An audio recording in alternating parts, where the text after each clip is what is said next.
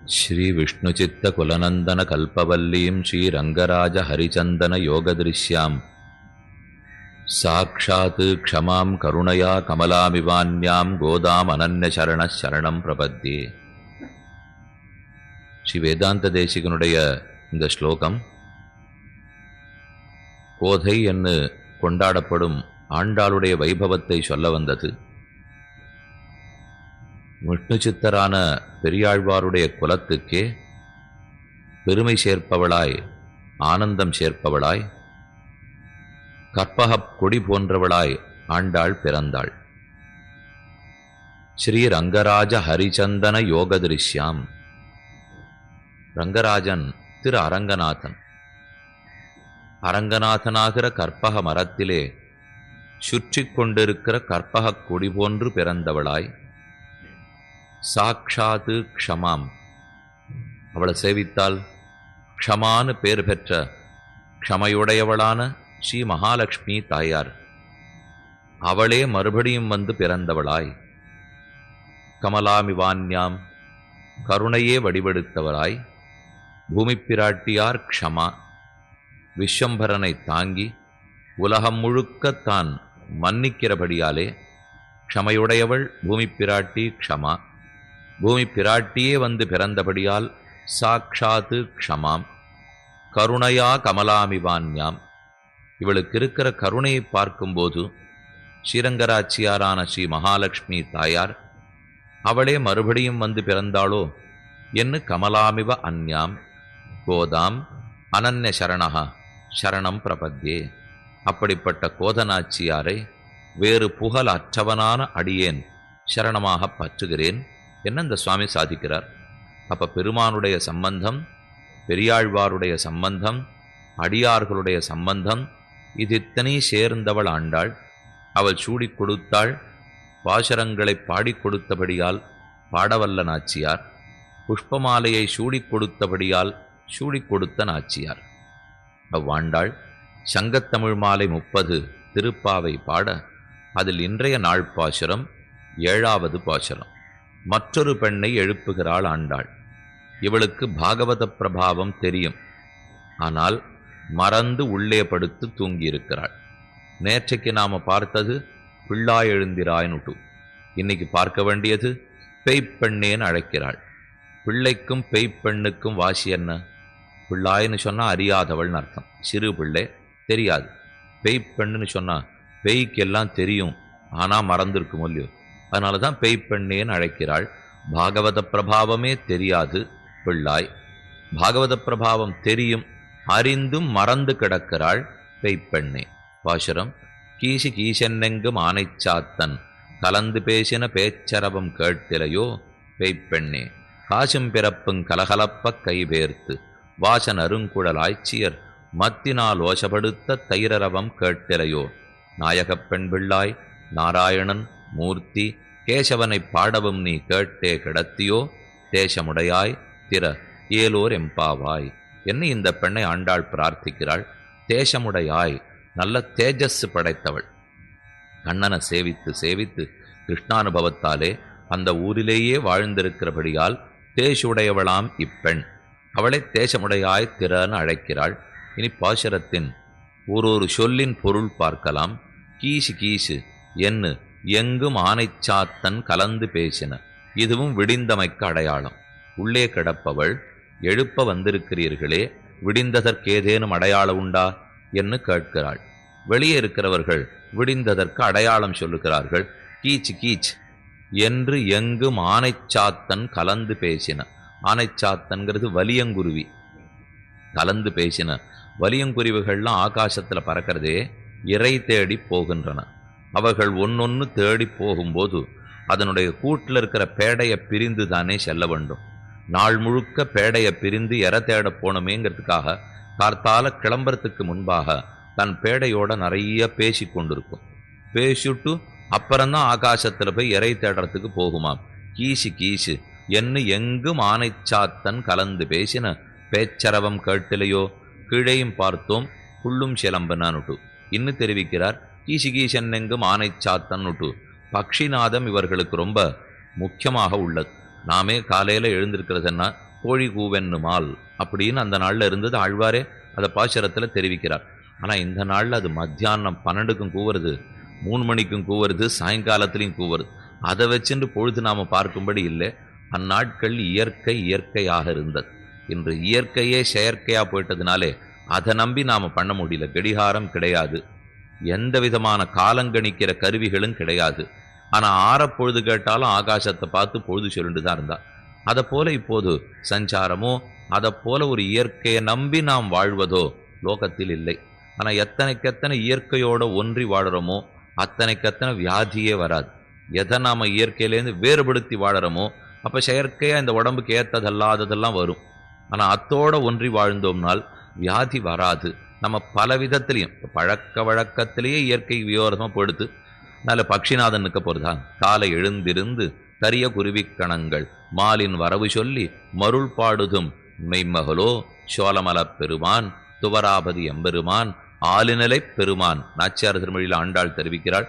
சோழமலை பெருமான் திருமாலிருஞ்சோழமலை அழகன், ஆலிநிலை பெருமான் வட்டபத்திரசாயியான எம்பெருமான், துவராபதி எம்பெருமான் துவாரகாதீசனான பெருமான். இவர்கள் எப்போது வருவர்கள் என்று காலங்கார்த்தால எழுந்திருந்து குருவி எனக்கு செய்தி சொல்லுமா?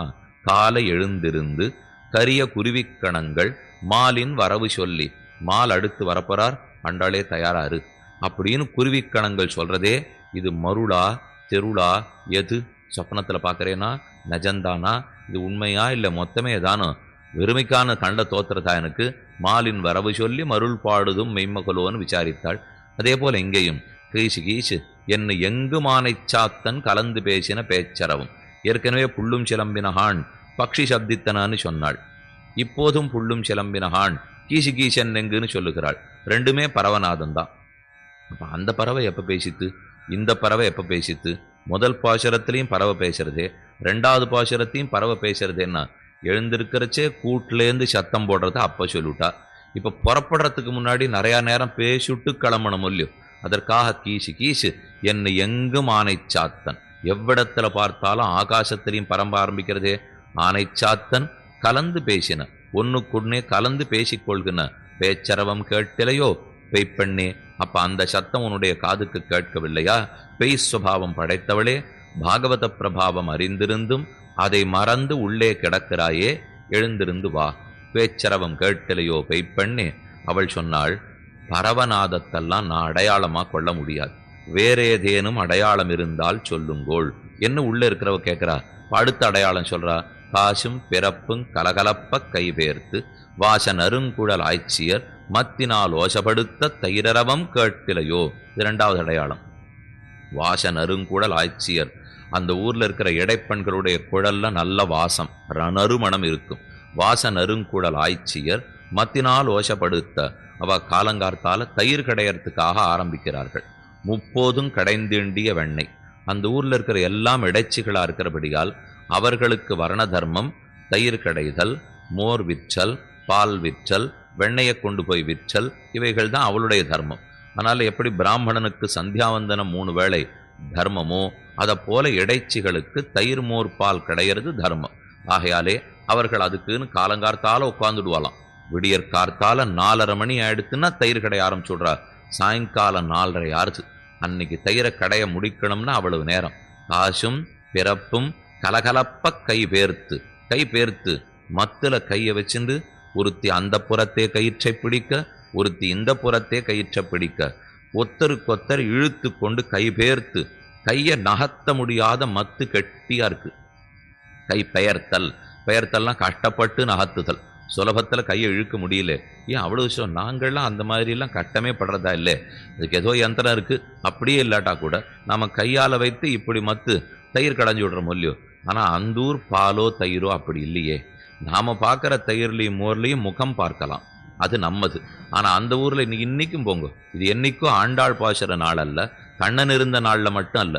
இப்போவும் வடக்க நீங்கள் யாத்திரை பொறிச்சே தயிர் கொடுன்னா இலையும் கத்தியும் தான் முதல்ல எடுப்பா.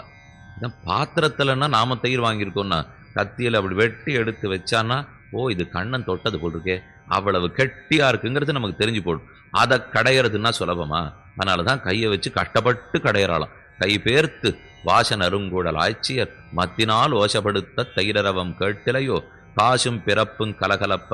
இவ்வளவு கஷ்டப்பட்டு தயிர் கடைந்தால் அப்ப கையில போட்டு இருக்கிற வளையல்கள், கழுத்துல போட்டு இருக்கிற தாலி முதலானவை இதெல்லாம் கலகலான்னு சேர்த்து சத்தம் போடுறது. காசும் பிறப்பும் கலகலப்ப கைபேர்த்து வாச நறுங்குழல் ஆய்ச்சியர் மத்தினால் ஓசைப்படுத்த. அடுத்த சத்தம் மத்தோட ஓசை. இவ அணிஞ்சின்னு இருக்கிற ஆபரணங்களுடைய ஓசை, மத்தினுடைய ஓசை. அப்புறம் வாயால பாட்டு பாடுவாளாம். ஒரு வேலை 12 மணி நேரம் செஞ்சுட்டு இருக்கிறதுன்னா ஏதானு சொல்லுண்டு செய்ய வேண்டாமா? நாம இருந்தால் ஆரையானு வச்சுட்டு செஞ்சுட்டு இருப்போம். அப்படி இல்லாமல் அவ நல்ல பாசனம் கிருஷ்ணானுபவத்தினால கிருஷ்ணஸ்தோத்திரத்தையே சொல்லிக்கொண்டு செய்கிறார்கள். இதே விஷயத்தை பாகவதத்தில் சுகாச்சாரியர் தெரிவிக்கிறார். உத்காயதீனாம் அரவிந்த லோச்சனம் விரஜாங்கனானாம் திவம் அஸ்பிருசத் துவனிகி தத்னச்ச நிர்மந்தன சப்த மிஸ்ருதா நிரஸ்யதே ஏனதிஷாம் அமங்கலம். இவர்கள் பாடுகிற பாட்டின் ஓசை, இவர்கள் கை சிலுப்புகிற ஓசை, மத்தின் ஓசை, இந்த 3 ஓசையும் சேர்ந்து ஆகாசத்திலே போய் தேவலோகத்துக்கு போய் மேற்கொண்ட லோகத்துக்கு போய் அவர்களுடைய செவிப்பறையை தட்டி, இங்க என்ன செய்து கொண்டிருக்கிறீர்கள்? கண்ணன் எங்க ஊர்ல இருக்கார். அந்த அனுபவத்தை பண்றதை விட்டுட்டு இந்த ஊர்ல என்ன வேலை? சொர்க்கலோகத்திலேயோ சத்தியலோகத்திலேயோ ஏதுண்டு? மகாலட்சுமியே கீழே இருக்கிற கண்ணனை மேல வரவழைச்சு பார்க்கணும்னு பார்த்துட்டா இனி தேவர்களுக்கு உங்களுக்கு லோகத்தில் என்ன வேலை? வாங்கோ அப்படின்னு இந்த ஒலி பிடிச்ச அவளை கீழே இழுக்கிறதுன்னார். அதோடல்ல, நிரஸ்யத்தே ஏனதிஷாம் அமங்கலம். அது 8 திக்கிலும் பரவி ஆங்காங்கு இருக்கக்கூடிய அமங்கலங்கள் அத்தனையும் போக்கி விடுகின்றன. அவ வாசிக்கிறது, அவ தயிர் கிடையாது, அவ பாடுறது ஓரிடத்திலே இருந்து. ஆனா அது 8 திசையிலும் இருக்கக்கூடிய அனைத்து தோஷங்களையும் கர்மங்களையும் போக்குமாம். வாச நறுங்குழலாய்ச்சியர் மத்தினால் ஓசப்படுத்த தயிரரவம் கேட்கலையோ. அந்த தயிர் அரவம் உனக்கு கேட்கலையா? அப்ப இந்தூர்ல இருக்கிற இடைச்சிகள்லாம் தயிர் கிடைய ஆரம்பிச்சுட்டா அப்ப விடிந்ததுன்னு அடையாளம். ராத்திரியில கிடைய மாட்டார்களே, இது விடுந்தமை கடையாளம். தயிரரவம் கேட்கலையோ எழுந்திருந்து வான்னு சொன்னாள். அப்ப 2 அடையாளம் சொல்லிட்டாள. கீசி கீசன் எங்கு மானைச்சாத்தன் கலிந்த பேசின பேச்சரவம் கேட்கலையோ பெய்ப்பெண்ணே. காசும் பிறப்பும் கலகலப்ப கைபேர்த்து வாசன் அருங்குழலாய்ச்சியர் மத்தினால் ஓசப்படுத்த தயிரரவம் கேட்கலையோ. உள்ள இருக்கிறவ கேட்டா கேட்கறது எழுந்து வந்து என்ன செய்ய வேண்டும்? அதை சொல்லவே இல்லையே. நாயகப் பெண் பிள்ளாய் நாராயணன் மூர்த்தி கேசவனை பாடவும் நீ கேட்டே கிடத்தியோ. இதுவானு விடிந்ததற்கடையாளம் சொன்னேன். ஆனா நாங்க இப்ப சொல்ல போறதை கேட்டு நீ துடித்து கொண்டு வந்து சேர வேண்டும். நாயகப் பெண் பிள்ளாய், எங்கள் எல்லாருக்கும் நாயக்கி ஸ்தானத்தில் இருக்கிறவளே, நீயே தூங்கிட்டு இருந்தா நாங்க எப்படி வருவோம்?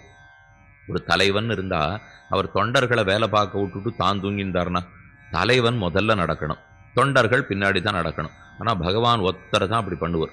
இந்திராதிகள் வந்து பிரார்த்தித்தாலும் சண்டைக்கு போறார், யாசுரர்களை எதிர்க்க, ராட்சசர்களை எதிர்க்க.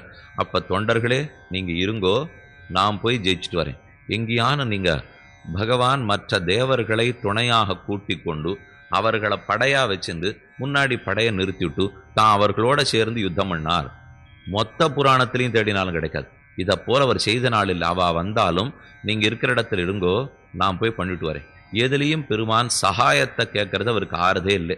மற்ற எல்லாரும் சகாயம் கிடைக்குமான்னு பார்த்துட்டே இருப்பா. நமக்கு ஒத்தாசை பண்றதுக்கு யாரும் ஆள் இல்லையே, இது நாம் எல்லாரும் சொல்லிகிட்டே இருப்போம். நமக்கு மக்களே இல்லை, மனுஷாலே இல்லை. ஒரு கஷ்டம்னு வீட்டில் வந்துட்டா ஆறு பார்த்துக்கிறது? நம்ம தான் பார்த்துக்கணும். ஆறு வந்து பார்த்துக்க போறாள். அப்போ நமக்கு இருக்கிற சிரமத்தை நாம தான் பார்க்கணும். மனுஷா இல்லைன்னா அவரவருக்கு மனுஷா இல்லை, நமக்கு இல்லாதா போல தான் அவளுக்கு இல்லை. நாம மனுஷர்களை எதிர்பார்க்கிறோம், உதவிக்கு ஆள் கிடைக்குமான்னு பார்க்குறோம். ஆனால் பகவான் யார் உதவிக்கு வந்தாலும் பிடிக்கிறது இல்லை அவருக்கு.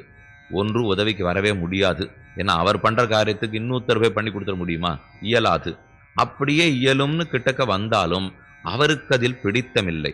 நான் செய்யும் செயலை என்னிடத்தில் விடு என்றுதான் இருக்கிறாரே தவிர, அதனாலே அவருக்கு மற்றொருத்தர் கூட உதவிக்கு வருவதே பிடிக்காது. தனித்து தன்னுடைய காரியத்தை வியாபாரத்தை செய்கிறான். அப்ப அப்படிப்பட்ட பகவான் தான் தானே முன்னாடி நடக்கிறார். யாரையும் முன்னாடி போக சொல்றது இல்லையே. அந்த சுபாவம் தானே உனக்கு இருக்கணும். நாயக பெண் பிள்ளாய், எங்க எல்லாருக்கும் நீ நாயக்கியா இருக்கிறச்சே நீ முன்னாடி நடக்கணும், நாங்கள்லாம் பின்னாடி வந்திருக்கணும். ஆனா நீ இன்னும் தூங்கிந்தியானா? எழுந்திருந்து நாயக பெண் பிள்ளாய், நாராயணன் மூர்த்தி கேசவனை பாடவும் நீ கேட்டே கிடத்தியோ. நாராயணனை பாடுகிறோம், கேசவனை பாடுகிறோம், மூர்த்தியை பாடுகிறோம். நாராயணன்னு சொன்னபடியாலே வாத்சல்யமே வடிவெடுத்த எம்பெருமான். எத்தனை வாத்சல்யம் இருந்தால் நமக்குள்ளே இருப்பர் கீழே தெரிவிச்சிருக்கேன். நமக்குள்ளுக்குள்ள பகவான் இருக்கிறார்னால் இவனுடைய குற்றங்களை பொறுத்து கொண்டு என்று இவனுக்கு நல்லது பண்ணலாம்ங்கிற தருணத்தை எதிர்பார்த்து கொண்டு இருக்கிறார். அவர்தான் நாராயணன். அப்ப வாத்சல்யமே வடிவெடுத்தவனாய் மூர்த்தி கேசவன். ஒரு மூர்த்தி விக்கிரகத்தோட சேவை சாதிக்கிறாரோ இல்லையோ, உள்ளுக்குள்ள இருக்கிறதோட இருந்துட்டா நாம என்னைக்கு பார்த்துருக்க போறோம். ஒரு திவ்யமங்கள விக்கிரகத்தோட ஒரு வடிவத்தோடே வருகிறார். சௌசீல்யமே வடிவெடுத்த எம்பெருமான், சௌலபியமே வடிவெடுத்தவன் கேசவன். கேசிய கொன்று ஒழித்தவன் கேசவன். பிரசஸ்த கேசபாசங்களுடையவர் கேசவர். அப்ப கேசிய கொன்றார்னா விரோதிகளை தொலைக்கக்கூடிய சாமர்த்தியம் படைத்தவர். விரோதி நிரசனசீலன் அர்த்தம். நாராயணனை பாட வந்தோம், கேசவனை பாட வந்தோம், மாதவன் மூர்த்தியை பாட வந்தோம். நாராயணன் மூர்த்தி கேசவனை பாடவும் நீ கேட்டே கெடுத்தியோ, இவர்களை பாடன வந்த பிற்பாடுமா நீ கிடக்கிறாய், எழுந்திருந்து வர வேண்டும். தேசமுடையாய் திற, தேஜஸ் படைத்தவளே திறப்பாய்னு சொல்ல அவளும் இந்த கோட்டிலே சேர்ந்தாள்ங்கிறது இன்றைய நாள் பாசுரம். நாம் இன்னும் பிள்ளையை பார்த்துவிட்டு பெய்ப்பெண்ணை பார்ப்போம். என்ன முதல்ல பிள்ளையே என்ன அனுபவிக்கல, அப்புறம் என்ன இவரிடத்திலே வர. நேற்றைய பாசுரம் புள்ளும் சிலம்பினகான் புள்ளரையன் கோயிலின் வெள்ள வெளிச்சங்கின் பேரரவம் கேட்டிலையோ, பிள்ளாய் எழுந்திராய் பேய்முல நஞ்சுண்டு கள்ளச்சகடங் கலக்கழிய காலோச்சி வெள்ளத்தரவில் துயிலமர்ந்த வித்தினை உள்ளத்து கொண்டு முனிவர்களும் யோகிகளும் மெல்ல எழுந்த அரியன்ன பேரரவும் உள்ளம் புகுந்து குளிர்ந்து ஏலோர் எம்பாவாய். ஹரிநாம சங்கீர்த்தனத்தை பண்ணிட்டு அவரவர்கள் போறார்களே, இது உன்னுடைய காதுல படலையா, எழுந்திருந்து வான்னு பிரார்த்திக்கிறாள். புள்ளும் சிலம்பினகான் பார், பறவைகளெல்லாம் பக்ஷி பக்ஷி நாதத்தை கேட்டுக்கொள். பறவைகள் சப்திக்கின்றன. புள்ளரையன் கோயிலின் வெள்ள வெளிச்சங்கின் பேரரவம் கேட்டிலையோ. புல் அரையன் கோ இல், இதை ரெண்டு விதமா அர்த்தம் தெரிவித்தார். புல்லுன்னா பறவை, அரையன்கிறது பறவைகளுக்கு அரையன் தலைவன் கருடன். கோயில் அந்த கருடனுக்கு கோ சுவாமி பகவான், இல் அவனுடைய இல்லம் அதாவது கோயில். அப்ப புல் பறவை, அரையன் பறவைகளுக்கு தலைவன் கருடன், புல்லரையன் கோ கருடனுக்கு கோ, கருடனுக்கு சுவாமி பகவான் ஸ்ரீமன் நாராயணன். கோ இல் அந்த கோவான சுவாமியினுடைய இல்லம் கோவில், அப்படி ஒரு அர்த்தம் பண்ணார். இல்லைன்னா புள்ளரையன் கோயில், புள்ளரையன் புல்லுன்னாலே கருடன் வச்சு விடுவோம். புல்லுன்னா பறவை, புல் அரையன்னா கருடன் அர்த்தம் இல்லை. புல்லுனாலே கருடன், புல்லரையன் கருடனுக்கு சுவாமியா இருக்கக்கூடிய ஸ்ரீமன் நாராயணன். அப்ப கோயில்னு சேர்த்து விடணும். புல் அரையன் கோயில், கருடனுக்கு சுவாமியா இருக்கிற நாராயணனுடைய கோயில். கோயில்னு பிரித்தாலும் சுவாமியினுடைய இல்லம்னு அர்த்தம் கிடைக்கும். கோயில்னு சொல்லிட்டாலும் கோவில்னே பிரசித்தமான அர்த்தம் கிடைச்சிரும். அப்ப பகவானுடைய கோவில். புள்ளரையன் கோயிலின் வெள்ள வெளிச்சங்கின் பேரரவம் கேட்டிலையோ, ஆங்காங்கு கோவில்களுக்கு